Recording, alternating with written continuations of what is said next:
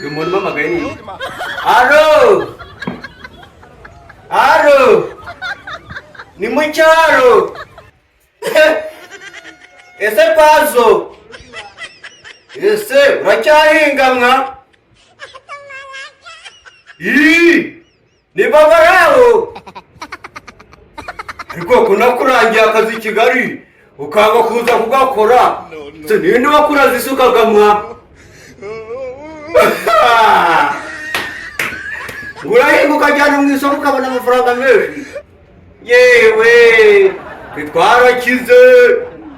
ukuri kose none se nakuboneye akazi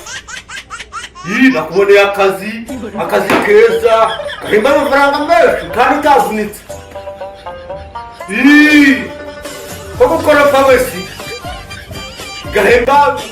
150 ukitunga ukanigaburira ngo ni makeya ariko abantu bo mu cyaro mwagiye mureka kuba imbwa ko uburangare bw'amafaranga 150 ni makeya yewe uhinga ibijumba rimwe mu mwaka ubijyana mu isoko ribasi bakaguhereza 5 none 150 ku kwezi ngo ni makeya none se warize hari ahantu babere kudepoza bari gushaka abarimu ibigisha sikuru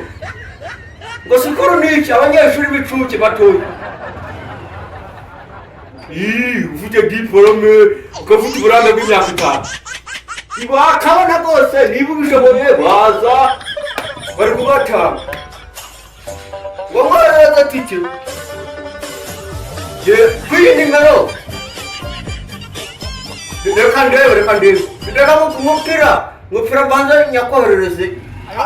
sibo mu 500 reka nyakoherereze ndakongeraho n'10 bari buze kugukata ubikuza yego